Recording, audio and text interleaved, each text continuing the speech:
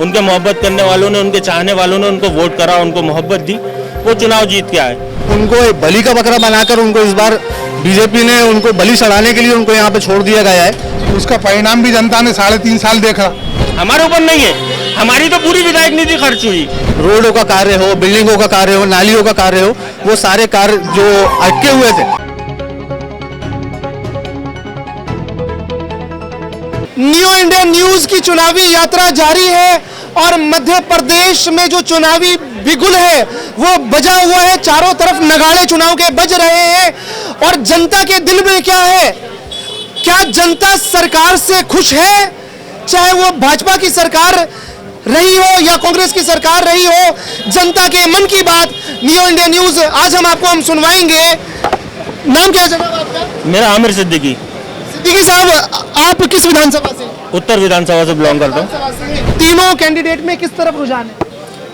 देखिए, हमारी उत्तर विधानसभा जो है ये मेरे सालार जनाब सैयद आरिफ अकील साहब का गढ़ है। चाहे 2003 की उमा भारती की लहर हो, मेरे सालार की सीट बची रही, बाकी रही। उनके मोहब्बत करने वालों ने, उनके चाहने वालों ने उनको वोट करा, उनको मोहब्बत दी, वो चुनाव जीत के आए।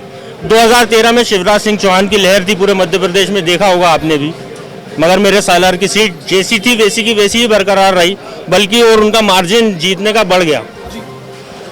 2018 मोदी लहर पर आरिफ अकील साहब टिके रहे मजबूती के साथ अपनी जगह पे, 34,000 मतों से विधानसभा सीट जीत के आए। और 2023 जैसा उन्होंने अपना वली अहद अपने बेटे आतिफ अकील साहब को बनाया है, तो इंशाल्लाह इस बार कोशिश रहेगी कि 40,000 मतों के ऊपर हम जीत के आए। तो इस बार कहने का मतलब ये है कि आरिफ अकील साहब अपना उत्तराधिकारी उन्होंने घोषित कर दिया है, अपने बेटे को आतिफ को लेकर के आ रहे हैं। जी बिल्कुल, आतिफ अकील साहब को उन्होंने अपना वली अहद घोषित कर दिया है। हम ये आपसे जानना चाह रहे हैं कि इस सीट पे जो आरिफ अकील साहब का कब्जा रहा है, कांग्रेस का कब्जा रहा है, उसका एक बड़ा कारण क्या है? उसका सबसे बड़ा कारण है कि पूरे प्रदेश के जितने नेता हैं, चाहे वो एक बार के विधायक रहे हों या मंत्री रहे हों, मेरे सालार जनाब सैयद आरिफ अकील साहब जितनी आसानी से आम आदमी उनसे मिल सकता है, कोई दूसरा नेता है ही नहीं कि कोई उनसे इतनी आसानी से मिल ले नेता से जाके। सराय में बैठना, प्रॉपरली लोगों की समस्याओं को सुनना और उनका निराकरण करना बगैर किसी भेदभाव के, चाहे हिंदू हो, मुस्लिम हो, सिख हो, ईसाई हो, कोई भी अगर उनके पास अपनी समस्या को लेके पहुंचता है, एक तो वो 24 घंटे अवेलेबल रहते हैं, अगर सराय में मौजूद नहीं है तो फ़ोन पे अवेलेबल है, और लोगों की समस्या का निराकरण जब होता है तो फिर आदमी मोहब्बत करता है उनसे। दो यहाँ पे बड़े विकास कार्य, उन्होंने दो बड़े काम अपने 30 साल में क्या किए, क्या बताएंगे आप? देखिए, आरिफ नगर में ऑडिटोरियम बनाया, पुराने शहर में कहीं भी नहीं था।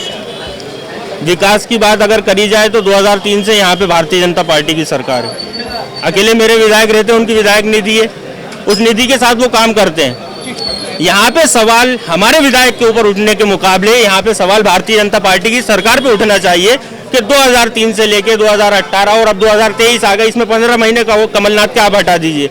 उत्तर विधानसभा के लिए कितना फंड सरकार की तरफ से जारी करा गया, ये सवाल तो अब भारतीय जनता पार्टी के ऊपर है, क्वेश्चन मार्क तो उनके ऊपर है, हमारे ऊपर नहीं है।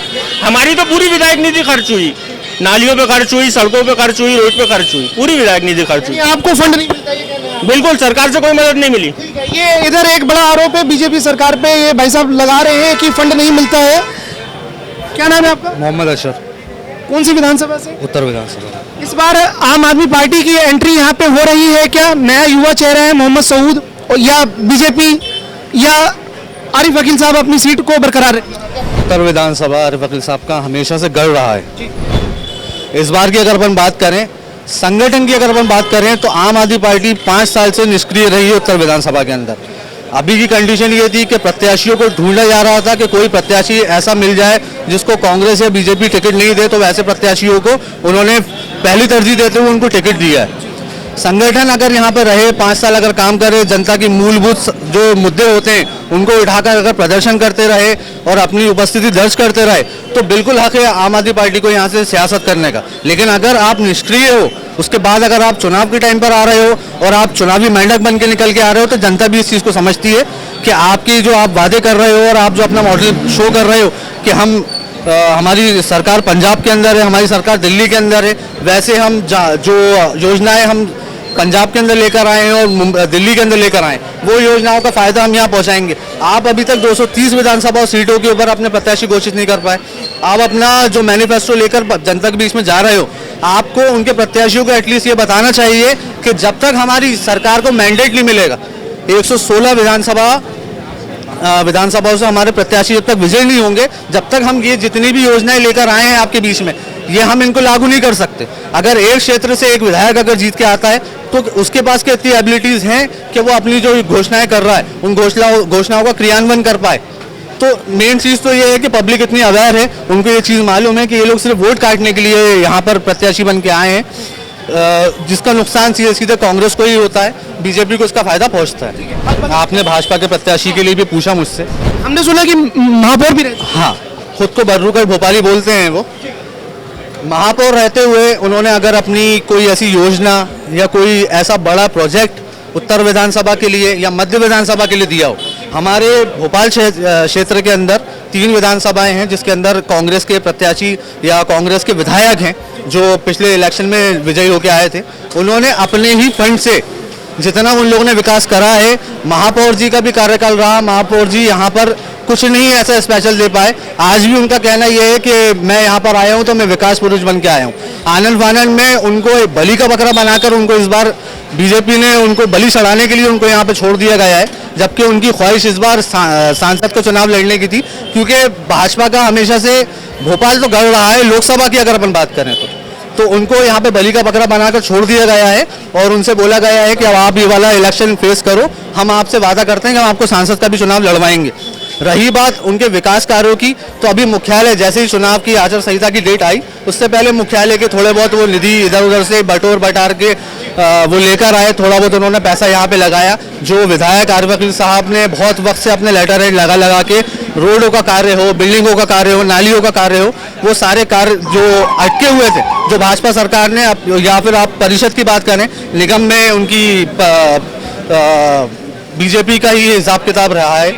अभी भी मालती राय जो हमारी महापौर है, उन्होंने कोई ऐसा स्पेशल बजट, चाहे वो मध्य क्षेत्र हो चाहे वो उत्तर क्षेत्र हो, उनके लिए कुछ नहीं दिया है। वो सिर्फ और सिर्फ नरेला की महापौर बनकर रह चुकी हैं। अभी की करंट कंडीशन की बात करंट हाँ, महापौर जो है वो विश्वास सारंग समर्पित हैं, वो महापौर भी नरेला की हैं। वो पूरे और बाकी और क्षेत्रों में उनका कोई लेना देना नहीं। ये एक जानकारी आपसे लेना चाहेंगे कि जो पूरे भोपाल नगर निगम में कुल वार्ड कितने हैं?